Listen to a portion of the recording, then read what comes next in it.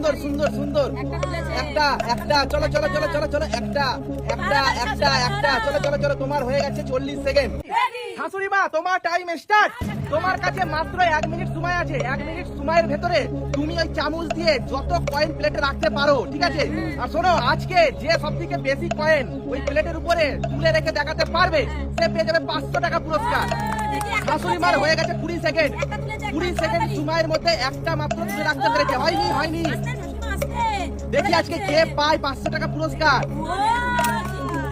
দুটো দুটো বাহ, তোমার হয়ে গেছে 35-36 সেকেন্ড। দেখি আজকে কে পায় 500 টাকা পুরস্কার। শাশুড়ি, বৌমা না নীলি?